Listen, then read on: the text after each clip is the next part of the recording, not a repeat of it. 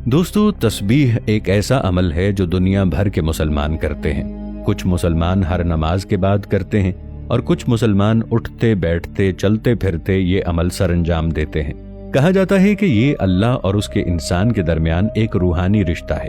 दोस्तों, अगर मुसलसल हम कुछ माह तक तस्बीह करें तो ये तस्बीह हमारी जिंदगी बदल कर रख देगी।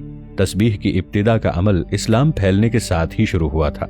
तस्बीह के बारे में हमारे नबी करीम सल्लल्लाहु अलैहि वसल्लम का भी ये इरशाद है कि जब तुम अल्लाह की हम्दो सना करो तो उसके आदाद को शुमार और याद रख लिया करो। फिर इस तरह वक्त के साथ साथ दानों वाली तस्बीह वजूद में आई। ये तस्बीह 99 दानों पर मुश्तमिल होती है। याद रहे कि अल्लाह ताला के सिफाती नाम भी 99 हैं। तस्बीह ऐसे अमल से गुजरती है कि इन दानों को 33 पर लाकर निशानी के तौर पर एक बड़ा दाना पिरो दिया जाता है ताकि दाने 33 रहें। एक तस्बीह के दानों में 33 मरतबा सुबहान अल्लाह, 33 मरतबा अल्हम्दुलिल्लाह और 33 मरतबा अल्लाह अकबर पढ़ा जाता है। मगर क्या आप 33 का राज जानते हैं? आइए हम आपको 33 का राज भी बता देते हैं। दोस्तों, इंसान दुनिया में नेक और बद दोनों आमाल करता है और फरिश्ते इंसानों के अच्छे आमाल को भी लिखते हैं और बुरे आमाल भी लिखते हैं। अगर इंसान नेक काम करने का इरादा करता है तो फरिश्ते फौरन उसको लिख लेते हैं और नेकी में शुमार कर लेते हैं, बेशक इंसान वो नेकी करे या ना करे। मगर जब इंसान गुनाह का इरादा करता है, अल्लाह ताला की जात इतनी अजीम और रहम करने वाली है। अल्लाह ताला करामन कातिबीन को हुक्म देता है कि मेरे बंदे का गुनाह उस वक्त तक न लिखना जब तक इससे सरजद ना हो जाए। जैसा कि आप सब जानते हैं, नेकोकारों के लिए जन्नत की बशारत है। तस्बीह में 33 दानों का राज ये है कि जन्नत में हर इंसान की उम्र 33 बरस तक ही रहेगी।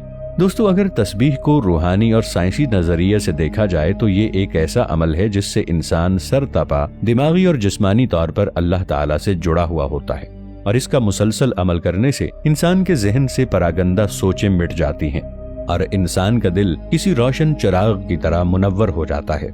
हमारे प्यारे नबी हजरत मोहम्मद सल्लल्लाहु अलैहि वसल्लम ने भी अपनी जान से प्यारी साहिबजादी हजरत ज़ैनब रज़ियल्लाहु ताला अन्हा को एक तस्बीह करने की तलकीन की, जो बाद में तस्बीह फातिमा कहलाई। इस तस्बीह में 33 मरतबा सुबहान अल्लाह, 33 मरतबा अल्हम्दुलिल्लाह और 33 मरतबा अल्लाह अकबर शामिल है।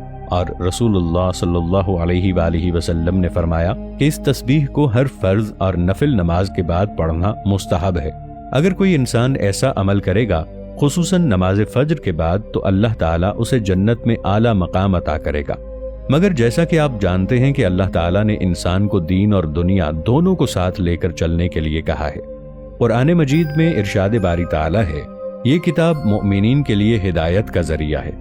मोमिन वो है जो अल्लाह, उसके रसूलों, किताबों, फरिश्तों और यौम आखिरत पर ईमान रखता हो।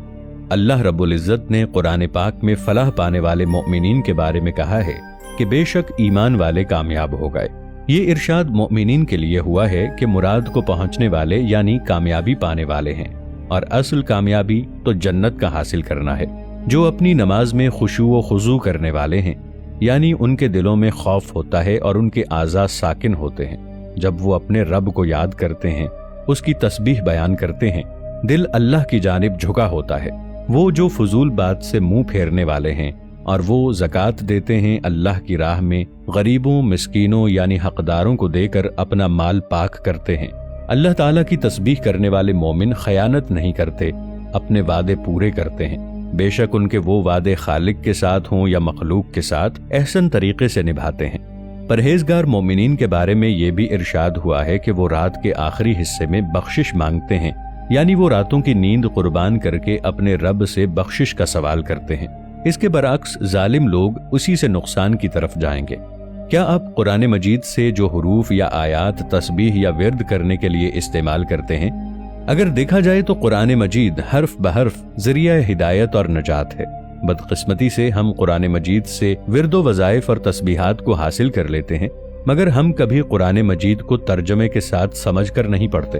अल्लाह ताला ने कुरान मजीद के बारे में फरमाया कि अगर हम कुरान पाक को पहाड़ों पर नाजिल करते तो वो इसकी ताब ना लाते हुए रेजा रेजा हो जाते। इसी कुरान के जरिए अल्लाह ताला अपने नेक बंदों से गुफ्तगू करता है और अल्लाह के नेक बंदे बजरिया कुरान मजीद की तिलावत, तर्जुमे, तफसीर से अल्लाह ताला से गुफ्तगू करते हैं। اسی لیے یہ قرآن مجید انسانوں کو اللہ تعالیٰ کے ساتھ جوڑنے کا ایک بہت بڑا ذریعہ ہے، مگر ہم قرآن پاک کی اصل حقیقت سے ناواقف ہیں۔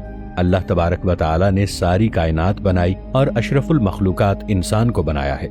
قرآن پاک اور انسان کا تعلق ایسا ہے جیسے ایک دوست دوسرے دوست کو خط لکھتا ہے، اور آدمی جب خط پڑھتا ہے تو وہ اس سے گفتگو کرتا ہے اور لکھنے والے سے کلام کرتا ہے۔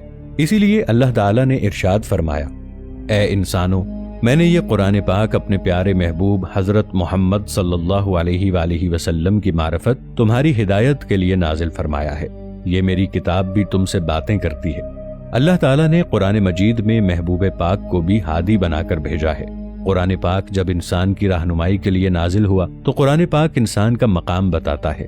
اس کے بارے میں قرآن پاک میں ارشاد فرمایا گیا کہ اور بے شک ہم نے بنی آدم کو عزت بخشی، اور ہم نے ان کو خشکی اور تری یعنی شہروں اور صحراؤں اور سمندروں اور دریاؤں میں مختلف سواریوں پر سوار کیا، اور ہم نے انہیں پاکیزہ چیزوں سے رزق عطا کیا، اور ہم نے انہیں اکثر مخلوقات پر جنہیں ہم نے پیدا کیا ہے فضیلت دے کر برتر بنا دیا۔ قرآن مجید میں اللہ تعالیٰ نے انسان کے مقام اور حقیقت کو کھول کر بیان کیا ہے کہ اللہ تعالیٰ نے حضرت آدم علیہ السلام کے ظاہری وجود کو 4 عناصر آگ، ہوا، پانی اور مٹی سے بنایا اور اس میں روح داخل کی۔ سورہ سجدہ میں اللہ تعالیٰ نے مقام انسان کو واضح اور اجاگر کیا ہے۔ اگر اللہ سے بندے کا تعلق توڑ دیا جائے تو وہ مردہ ہے، اور اگر جوڑ دیا جائے تو وہ زندہ ہے، کیونکہ نبی کریم حضرت محمد صلی اللہ علیہ وآلہ وسلم کا فرمان مبارک ہے کہ ذکر کرنے والا زندے کی مثال اور نہ کرنے والا مردے کی مثل ہے۔ اسی لیے اپنے آپ کو ذکر الہی سے غافل نہ ہونے دیا جائے، اسے زندگی دی جائے، یعنی ذکر الہی کی طرف راغب کیا جائے۔ یہ سارے امور قرآن پاک پڑھنے سے سمجھ آتے ہیں، تو لازم ہے کہ ہم قرآن پاک کو پڑھیں، سمجھیں، اس پر عمل کریں، کیونکہ حکم بھی یہی ہے کہ تم میں سے بہتر وہ ہے جو قرآن سیکھے اور سکھائے۔ اس لیے ہماری ناکامی کی وجہ یہ بن رہی ہے کہ ہم اللہ سے بے خبر ہوئے اور خرابی بن گئی، ہم اپنے مقام سے بے خبر ہو گئے۔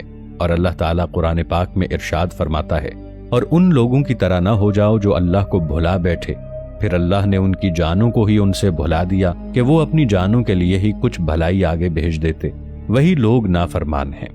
حضرت محمد صلی اللہ علیہ وآلہ وسلم پر قرآن مجید 40 سال کی عمر میں تھوڑا تھوڑا کر کے نازل ہوتا رہا، پھر اگلے 23 سال تک اللہ تعالیٰ کے رسول حضرت محمد صلی اللہ علیہ وآلہ وسلم اسی قرآن کی تبلیغ لوگوں کو کرتے رہے۔ اللہ تعالیٰ بندے کو ہمیشہ اس کے گمان کے مطابق ہی عطا کرتا ہے۔ اگر آپ اللہ تعالیٰ کا ذکر اپنی انگلیوں کی پوروں پر کریں گے تو آپ کو اسی گمان کے مطابق ملے گا۔